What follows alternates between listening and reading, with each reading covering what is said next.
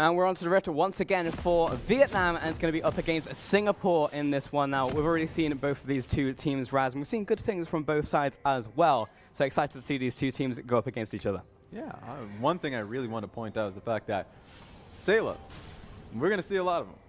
The guy is so strong, I would say, incredibly confident in his mechanics. So was on the Ezreal last time I saw him. This time picking up the Varus. So I'd love to see what he can do in the bottom lane going up against Ron P and Slay. In a positive matchup, I would say. So the only real thing that I would look towards and say that it would be a little bit rough, Braum versus Morgana. It's going to be hard to even get a pick off. It might be impossible. It's just that hard for Braum. But I really like what Varus can do in this matchup, so I want to see a little bit more. I mean, from what we've seen from Sailor, he is on point with those skill shots. Hell so yeah. really excited to see what he can do with those chains of corruptions, also with that flash. So it's something to keep track of. I'm looking towards this mid lane right here. A lot of pings going down, actually coming out of Singapore. They know that something is up. Know exactly what is up, but they do know something is up. And Vietnam are actually the ones who are pushing into this jungle. They are going to finish off this wood, give that one over to Warzone, maximize that guard going over to the team. And Stark is going to be sitting on top of a ward. So probably not going to see too much at this level 1. Yeah, level 1's always interesting. I think Vietnam has the heavy advantage right now. Sure, you'd usually look towards a Braum composition and say actually it's well in their favor, but this time around Morgana, Ezreal, Zoe, a lot of range that they can utilize, and this comes down to getting away from the Braum queue. Singapore is actually just conceding for the most part, so love the fact that the ward is placed. Ultimately Vietnam didn't want to take any of that. Okay. Hello. This is a common cheese actually for junglers who pick up level 2 off red buff. Usually if there's a fight for level 2, Sela and Kra are not going to give it up. They do have a proper ward in this bush though, so it's not going to work. But you usually have a good amount of time if you're picking up the first camp really early on before the Scuttle Crab comes up. So he was at 155 that he was just sitting there, so he had 5 seconds before he made the decision, do I want to stick with the Scuttle Crab? Is Kra and Sela going to stick to the lane? So ultimately, they're not going to be pushing up to level 2. So Yijin just, you know what, gets the Scuttle Crab and is moving on. But this is the interesting thing now, because the assumption was made from Singapore that there was going to be an invade coming out from Yijin to the blue buff because they saw him pass through the wood. Krelix then in turn goes to the enemy blue buff, picks up that one, and now he's just going to get away unseen. Finally Stark will see him, but that means that now Yijin is going to be behind the curve. He's going to get triple buffed. Yeah, it's always rough to see that happen. It's a risk for Yijin to be doing this. Knows he got caught out, because with the vision control being there, or at least with the way the bottom lane reacted, you would expect that to be the case. So then walking all the way to his other side of the camp for a blue buff, yeah, you're right. He loses a lot out of it. It's very risky to try and contest. They try to utilize Singed and Warzone to stop that from happening. You're right. He loses out in his blue buff. He's going to be slower in clearing because of it. Unfortunate on that one, though he did manage to secure both crabs, so gets the vision, gets the extra 140 gold from getting both of those at the same time. Though Krelix is going to be fine with taking the triple buffs for himself. He's actually gone for an absolutely full clear as well. Yijin's going to be able to get these Krugs and maybe look towards the top side. Revive basically 4 HP though, so it will be difficult for him to find that dive. And Rise is going to make his way back to base as well. The benefit usually of picking up the Scuttle Crabs earlier on is the fact that, you know, it doesn't deal any damage to you. It's a pacifist to its core, so you can pick them up, get to your next level, level 3 pretty quickly, and so you can challenge the enemy jungler because usually they're taking damage off their camp. Not Graves, so Graves actually is in a really good position just because he doesn't take damage off his camp unless they're ranged camps. So he's in a pretty good position because of all of this. One thing we haven't mentioned is that Yijin actually went for a rejuve beat because he wants to go towards the Tiamat early. So it's a lot more efficient, and Trundle doesn't usually fall behind in HP. So he's just gone towards the efficient build. Once he gets back to base, he's going to be able to get the damage for himself. That being said, he can contest it. Yeah, Krag's going to see this one, but great quick draw coming out there. We have to jump over that trophy. And Raven in from the mid lane is also there to support. So nice reactions from both mid lanes, getting there immediately as soon as the junglers meet each other. At this point, it should just be a pushing game. It's nice that Rise got there first to push this one in, so Graves does have an opportunity to go right back into the jungle and place down a ward. That being said, he won't be able to find anything just because the cramp's been cleared, control ward's been placed. Oh, wait a second. Yijin's coming into this mid lane. Raven has to insta-flash, but there's going to be a double flash in response from Vietnam because they want him dead. Flash forwards, Warzone goes in, but he will fall to his final tower shot. It's a 1-for-1, but Krelix is the one to find kill credit. Yeah, you know what? That's at least first blood. He got first blood from him. It's worth. And even though this wave's going to be pushed in, ultimately, Warzone's going to be, you know, pretty happy about himself coming back into the lane in that matchup. Truth of the matter is, it seems like every mid laner, pretty much every Zoe I've seen will just go all in for a kill today. It's just like, if you land the first skill shot, I mean, if they're 1 HP, we're going to finish them off whether I die or not. That's what happens when you have pure skill shot champions. A lot of the times you actually believe they can do it because it just comes down to whether or not they're going to land their Q or their Sleepy Trouble Bubble. If they do, then they can get the kill and actually just get the hell out of there. This time around, missing the Sleepy Trouble Bubble made it so much harder because he couldn't get the follow-up damage that doubles the lead. So, yep, he's like, all right, I committed, I messed up, and I'm gone.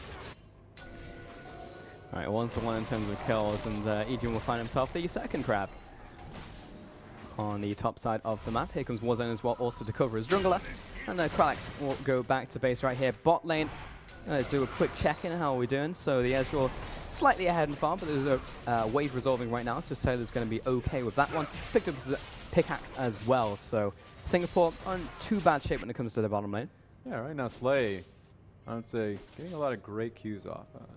Hit Sayla when he was in the middle of the wave, so you could tell that accuracy's been solid. He's been stepping up to force Sayla off the wave, which has been netting him the CS advantage. Okay, let's go. All right, well, Stark is in a between a rock and a Kralix currently, but he's just going to walk away because he's singed and he has Insanity Potion, so he's going to back off. And of course, he was proxying behind a tower. Yeah, he should be fine here, and they just go right back into the lane. I love the fact that he's taking this time to clear out the control ward. It creates a sense of worry where you're like, all right, Kralix doesn't know where Yijin is. Even though Yijin is back at base, Kralix doesn't know that. So he's taking this one passively, even calling Raven to protect him. And the point is he doesn't know, but what Vietnam do know, because they have that ward down, is exactly what Kralix is doing, exactly what Revive is doing, and also what Raven's doing. So there's a lot of information being given over to Vietnam right now, so they can actually decide what they want to do. First round of the game is also going to be an Infernal, so Yijin wants to set up for that one, place down some vision, even move towards it himself. He will be able to do so in confidence, but he's going to get his red buff and probably just look for the rest of his clear. Now that he has picked up that Tiamat, this will be a very fast chicken tick. Yeah, he's quick clearer, and also control ward right beside his own buff means that he's completely in Shroud. The enemy team hasn't seen him for quite some time. You saw the effects of Sailor and Kra actually taking a step back, not challenging Slay and Ron OP earlier on, just like 30 seconds ago. So that allowed Ron OP and Slay to push out the wave and base. So a lot of this is happening because the laners are playing it safe, not knowing where Ejin is. So it's nice to see that Fog of War has been being utilized pretty well. Meanwhile, in the jungle, Kralix has been found, and Legion is going very deep under the inner tower. He's been rooted, and that will be a return kill out for Raven. Chases down Warzone, but Ron OP also turns to the play, because you're not going to get a play without me arriving to it on this Morgana, and it will be another 1-for-1. Yeah, good timing from Ron OP. Otherwise, red buff rise, he's going to chase you down. Stark was also there, so you can just see an environment in which Vietnam are holistically all-in on the play. Stark is just there, pushing the wave, because if it took longer than it should have, he's there to push out the wave, so then he can join the play as well. So it's a lot of people just supporting each other in the play, and just allowing the numbers advantage to come through. Man, if Ron OP smells a fight, he's there. Top lane, jungle, oh yeah, enemy nexus, I'm there. I'm in. Doesn't matter what champion I am. Am I Morgana? Am I anything else? My brand? I'm there. I'm going to be fighting. And on this one, he's picking up that Morgana, of course. Will be alongside Slay on this Ezreal. We're pushing in this bottom lane, but that's going to be an ultimate landing. Was that a black shield in time? Yeah, it was. That was that really was well pretty done. insane. That was sick. No one even saw it. Slay didn't expect it. I mean, you just have to go for it.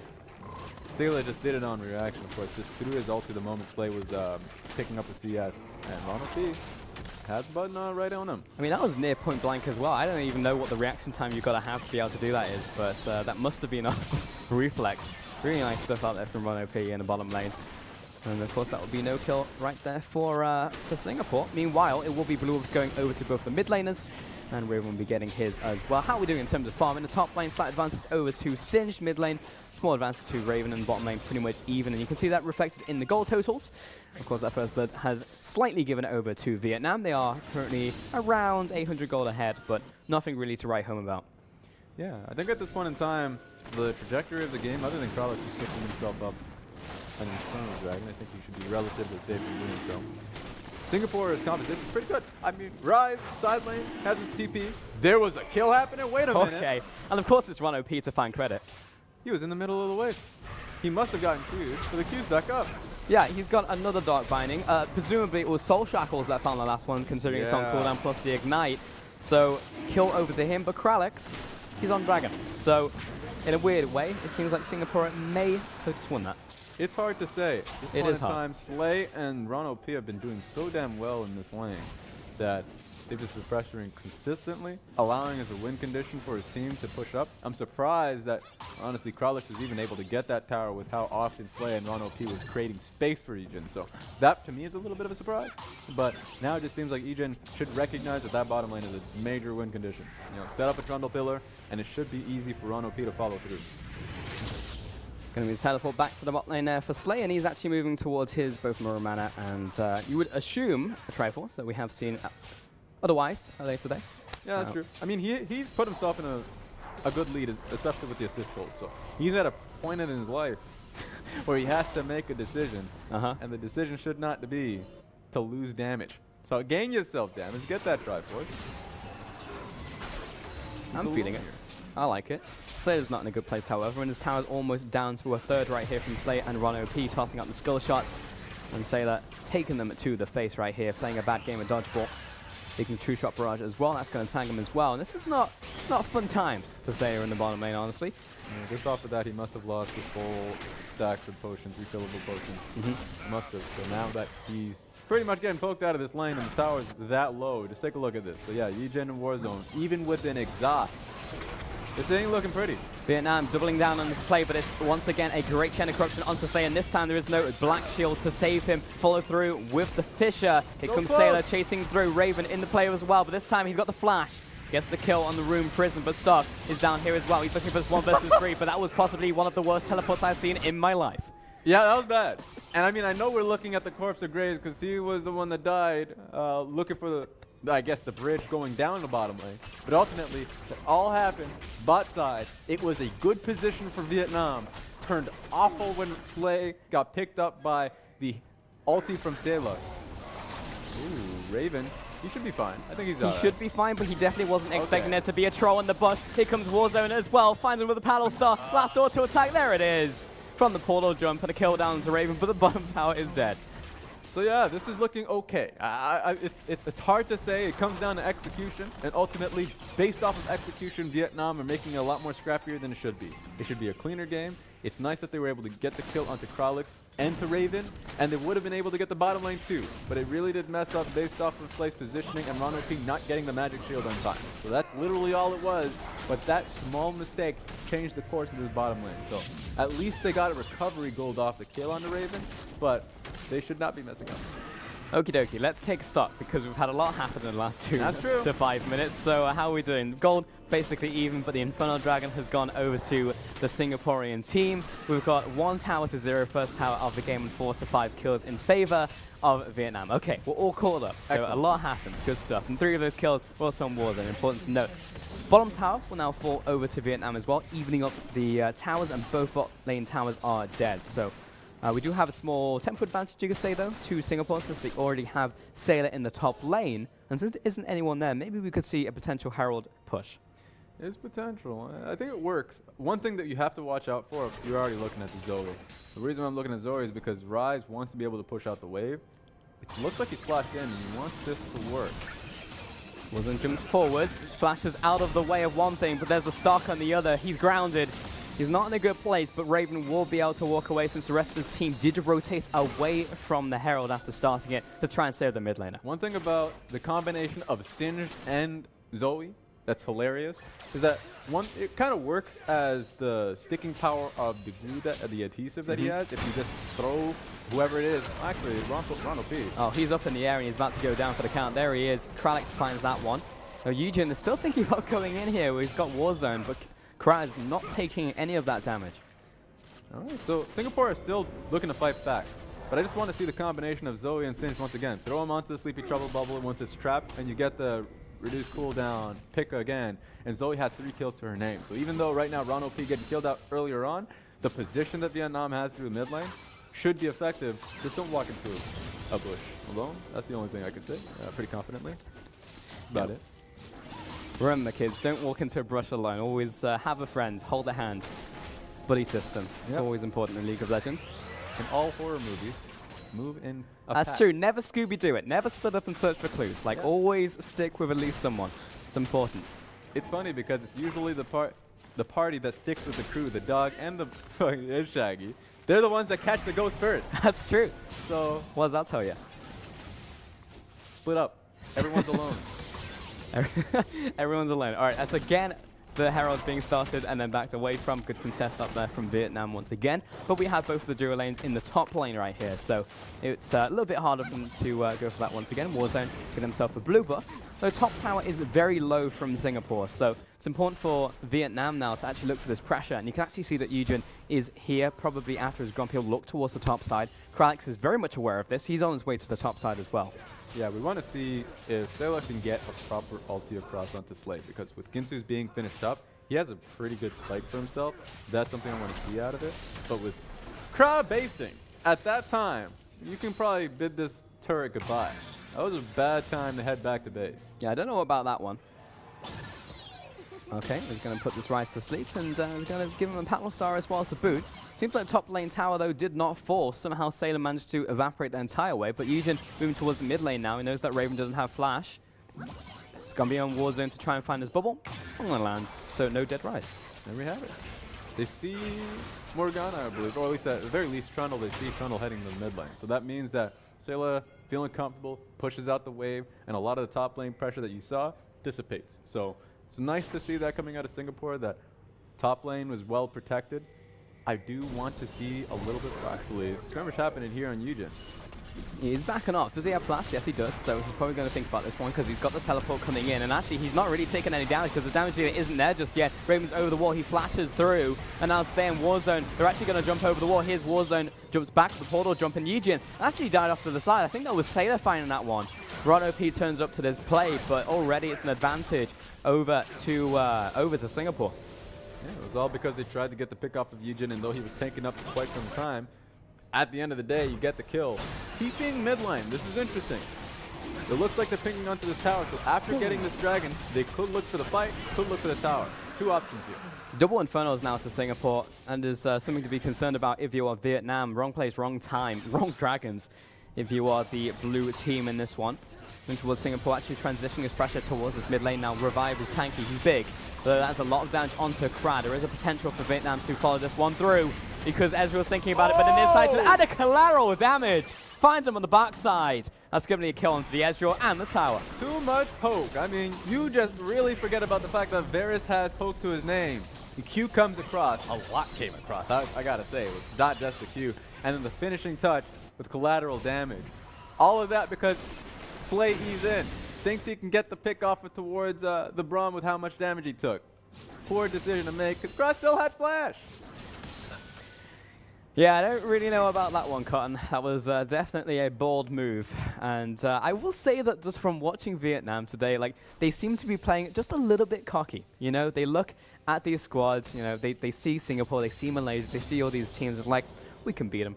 No problem, let's go in. They always try and take the extra inch, even though they've already gotten the mile. And sometimes that just goes to bite them, you know? Right there, Slay did not need to arcane shift in. There was no need for it. It's fun. I think it's fun because when we saw them at MSI, a lot of it was based off of the surprise of their style. Yeah. Teams tried to play slowly, and they smacked those teams up. That was it. A lot of it was like, wait a minute, we can't play a slow macro playstyle if the team is just consistently looking to fight us with just mechanics, just based off raw skill alone. A lot of these teams, Singapore is one of them, we've seen Thailand as well, just be able to challenge them at a mechanical level, at the skirmish level, and it seems like they don't have that raw strength anymore because teams are challenging. Oh, wait a second. I mean, they were molded in the chaos. You get one kill into Raven, you're going to come back swinging because the rest of the team's here as well. Eugen into the fight, and Sailor, he's low. He's on the front lines as well. He does not want to be here. Double flash away from both the carries, but Kralix comes in with the 1, the 2, the double, looking for the triple. Slay gets that point blank range, and he's still going. Flash over onto Rono P. He tries to find the 4, but Warzone shuts him down with a double. Pure frustration on the side of Kralix because he was that close to being able to get the next kill. But Revive, he wants to see. It seems like he's watching the entire fight happen in his television screen because he ain't TPing there, doesn't have TP. So he's going to try and get this tower, but his entire team lost out on that one. So nearly a full kill off that. If he takes this tower, though, it might actually not be so bad in the end. They will actually regain the goal total after this. There you go. So yes, it was a bit of a hectic, crazy play. They saw their comrade down. They were like, you know what, we're all going in. We're actually just going to all follow him to the grave. But, I mean, in the end, Revive managed to pick up the tower. They have the gold advantage. They have 2 Infernals. So in the future, theoretically, if we just reset, if you just like forget everything that happened in this game and come back into it now at 20 minutes, this is not so bad for Singapore. It isn't. I think one thing to worry about, though, is execution in a lot of these fights, because even though Singapore did execute the fight well and ended up just losing off a very, very close margin, I want to look towards Stark a little bit more closely, because in that fight, he didn't play it too well. At the very end of the fight, where he walked in with about 20% HP, got slowed, got obliterated. I think he was waiting for his E cooldown to come up for one final toss, but execution didn't come across. A lot of damage on the side, Garlic, Raven, all of that. He doesn't end up making it. So had he played that one a little bit better, maybe even a little bit more patiently, then it would have worked out well. So I want to see what they can do if Stark doesn't play it that way. Yeah, it's something to keep track of, but later on into the game, of course, Singed definitely becomes more of a one-track. It's like, well, I'm Singed, I'm coming in from the front, the back, a flank, anywhere, but you know what I'm doing? I'm going to flip someone. So it will become easier for Stark as the game goes on, because you will just be looking for one thing. And that Kralix will take away that ward right there. So we're going to push into the jungle, get a bit of vision, just trying to play the fact that we are ahead. Next round will be coming up in around 90 seconds from now, and Singapore do have control over the area. Working towards Vietnam, though, because they are pushing up the mid lane. Actually just looking to land some bubbles on some unsuspecting targets who don't want to go to sleep right now. Mid lane is down around just below 40% here. So Slayer's just trying to get these pot shots off. Nice binding there as well from Ron OP. But for now, it's really just a lot just thrown in the wind. Yeah, a lot of healthy poke from the side of Vietnam. So right now, they can just sit mid in an ARAM style and look to see if they can get a pot shot, as you mentioned, on the Kralix. That could work. Also, it works for Slay because he needs a little bit more time for his second tier to build up his Sheriff. So right now, Vietnam are pretty comfortable just sticking mid lane, waiting their time, getting the control wards down so they can actually keep tabs on Baron. Right now, the control ward advantage is in favor of Singapore Sentinel in the top. Singapore Sentinel. I say Singapore Sentinel because before the game even started in the loading screen, they all have Singapore Sentinel's icon, the logo. So yeah. that's hilarious. But that being said, Singapore have a lot of control wards on the top side of the map, getting control of Baron. I would love to see Vietnam push out mid and top to be able to get the control right now. You can see Egan's doing that. So kudos to him. Because a lot of the game is going to be decided there. Triple Infernal, though. I mean, sometimes you just get R&D, you know? Yeah, I mean... Talk to the MSI reference. He's asleep. He's woken up. He's good. All right, Slade jumping forward once again, and this time it works out. He snipes down Sailor. Slowed him down too with the Bilgewater Cutlass. So, yeah, Infernal Dragon's up, but Singapore is not going to be getting it. All right, Stark, you got a 1 in 3 chance. He's chosen correctly. He's found Raven. But actually, I don't know if this is good at all because Raven's chasing him down. Stark chunked down to half. All right, I mean, just taking tabs on the man. He's like, hey, I know you're here. You ain't going back to base. I saw you trying. So, yeah, boo you. I do want to see Vietnam. Okay, they took the Infernal. They're going to be taking mid lane. Slay is going in, man. He absolutely is. Egan's here to help him out as well, and down goes the support. Vietnam are just, they're out for blood right now. Double Infernal, what double Infernal? We've got one of our own. Here comes the teleport out from Varus, the classic Varus flank. Let's go. Revive coming in front to back, but he is getting shredded. Kralix uses the ult as a disengage. Didn't find a kill onto Stark right there, but will actually stop this push from happening. So another kill over to Vietnam plus the Dragon. They'll be happy with this. And here's the thing. This is how volatile this composition comes in with Zoe and Ezreal. This game has been slow for quite some time. Ezreal is not even close towards his second tier being finished off, so he's still at a tier rather than the Seraph and Braid. But he found an opportunity onto Selah and immediately just eat in towards him. Bilgewater Cutlass, able to burst him down, has enough damage to do just that. Warzone also finding Sleepy Trouble Bubbles, unfortunately. Wave around him. but it's getting to a point where these two champions are really dictating the flow here, and they're able to just change the game on just a dime. It's really about wave control right now, so we've got Slay in the mid lane just pushing this one and going back to base. We'll see how much of his Seraph he can actually complete right here. He's delayed just a little bit because of the old Bilgewater Cutlass, but he's going to sell that one, pick up the Lost Chapter. So he's still on his way. It's going to be a little bit longer, but of course he is still stacking up that tier. And for now, you're right, we're just scaling. But the fact that the Infernal Dragon went down off of the back of a pick from Vietnam is possibly the best thing that could have happened to them at this point in the game. Yeah, definitely. Vietnam right now really clawing themselves back into this one. I think what Singapore has been doing throughout this game has been fantastic around Raven, Revive. Revive's been doing phenomenally this game. Sure, he's been a silent member. We haven't really seen too much of the Mundo on side lanes. He's been getting the waves properly set, so Stark has to address them. He has TP advantage as well, so we're in a position where Vietnam are actually in a tough spot as long as they, or at least if they play this one slowly. So eventually Sings has to respond to the bottom lane wave, and then Revive, who's been joining a lot of these fights and doing quite well under them, really dictating which team ends up winning. Ooh, that was 1 missing shot away from being a kill.